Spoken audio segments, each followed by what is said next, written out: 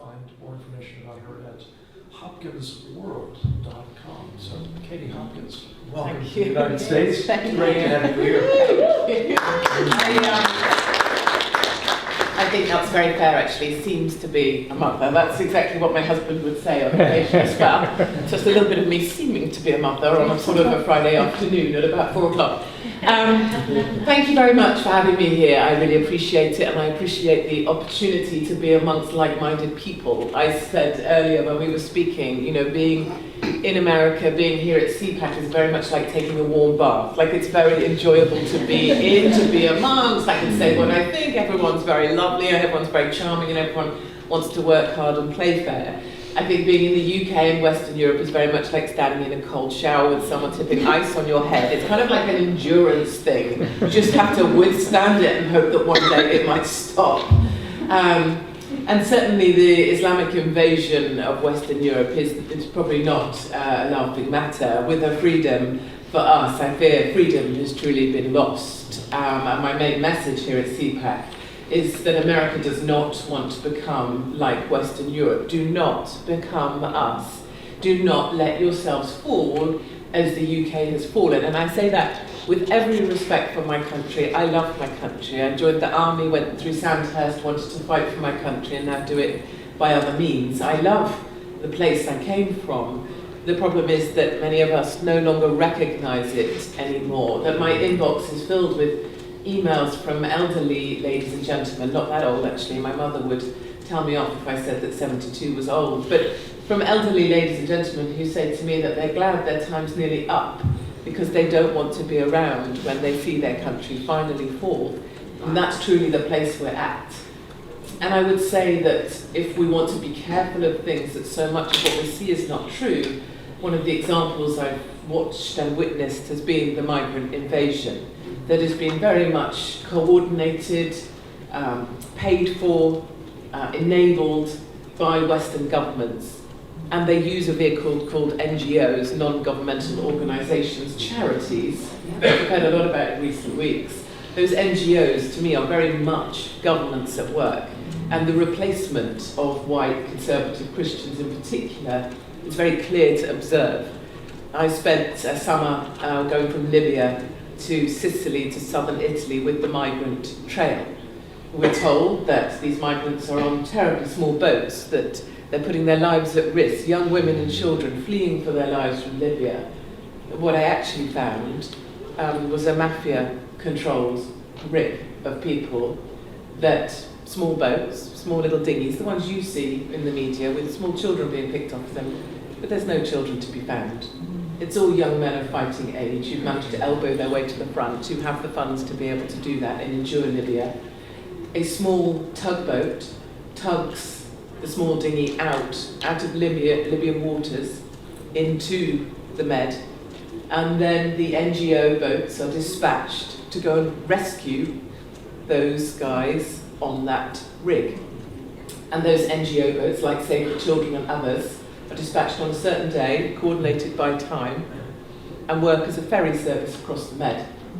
That is being supported by huge funds at €45 a head per man that arrives on the shores of Italy, and they're given accommodation and they are paid. And now the hotels in southern Italy, of course, it's much more lucrative to fill your hotel with migrants at €45 a day than it is to try and seek the tourist dollar. And so hotels in southern Italy are full of migrants paid €45 a day. And when you ask anyone, where's this coming from? Where's it coming? It's always Rome.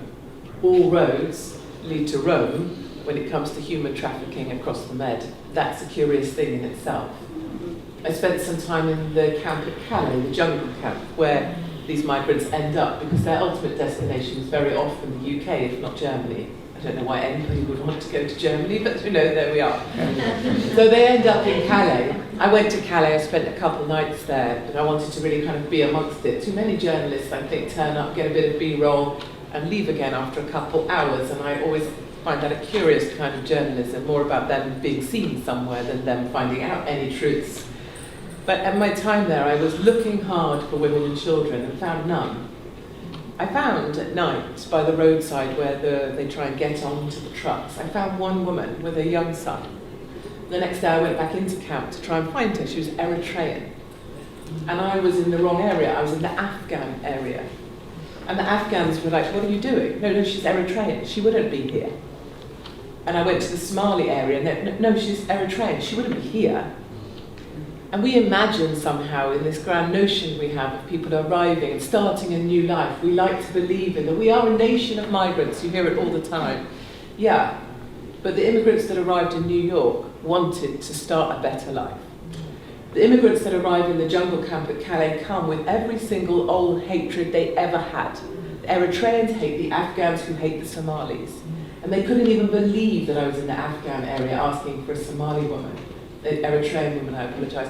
When I found her eventually, it turned out she didn't have a young son at all. She had a young girl. But by night she dressed her son, her daughter, as a son, as a boy, so that no one would try and take her away. And that's the reality of the camp in the jungle at Calais. And when Trump talked about no-go zones in Sweden and all of the left-wing media mocked him, they don't exist, they said, walking through the pedestrian zone in Stockholm, which is very nice indeed, unless of course an Islamist jihadi drives a truck down it and smashes up our children, as has been the case.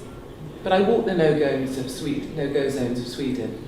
Then only 3 subway stops outside of Stockholm, you hit those suburbs, Rinkeby and others.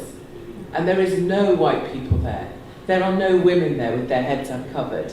A lady, a 3rd-generation migrant, tried to stop me getting off the bus I was on. No, wrong place, wrong person, wrong place, she said. That's in Sweden, in Western Europe. I'm in the wrong, she was frightened for me. Eventually I found a young girl, a white girl, who happened to live in Rinkeby. She couldn't afford to move. And she was broken into a week before. And the police, when she rang them, they couldn't come because it's too dangerous now for the police to police those zones. And when she goes home at night, she's not allowed to carry pepper spray, even though there's rape gangs there. As you'll know, the statistics on rape gangs in Sweden are off the chart. She's not allowed to carry pepper spray because the liberal feminists in Sweden have made it such that a woman accidentally pepper sprayed the wrong member of a rape gang, and she was prosecuted for doing such a thing.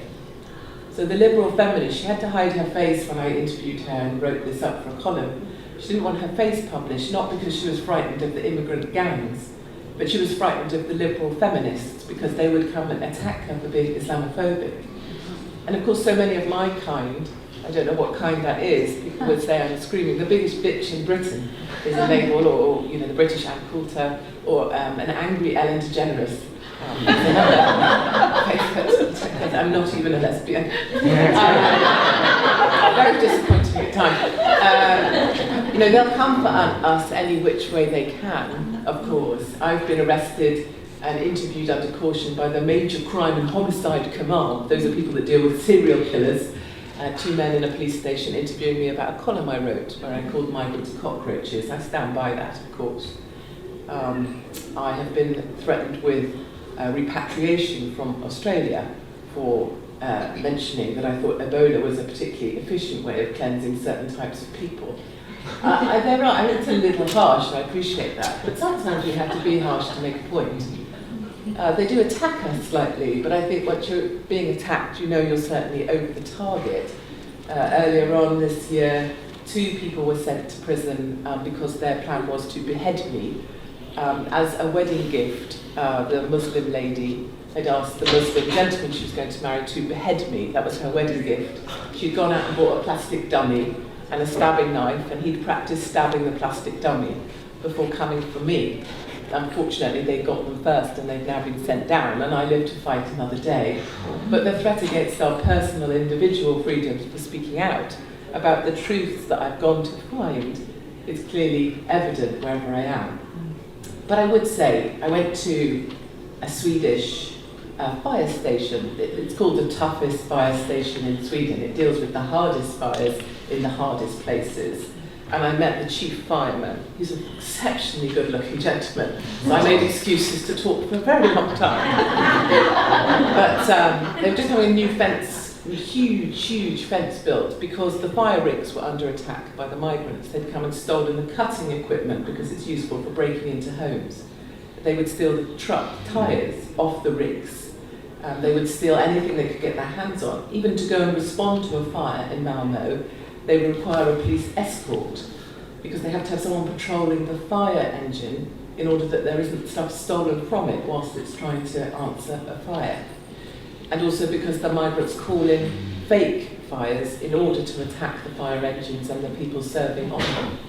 So actually it's become a kind of disaster zone. Now I said to this gentleman, bear in mind we all talk about walls a lot, I said, is this going to be the way? Are we going to build more walls to keep people out? And he said no. In future we'll build walls to keep the people we love inside. And that's really stayed with me, that line. I've only just got back from South Africa, and that itself looked a little bit dodgy for a while when they confiscated my passport for hate crimes because I'd been investigating the slaughter of white farmers in South Africa 2 weeks ago. And I got my passport back and left. But what I found in South Africa, of course, is precisely that. People live behind huge fences, huge walls, gated communities to keep the minority white population safe.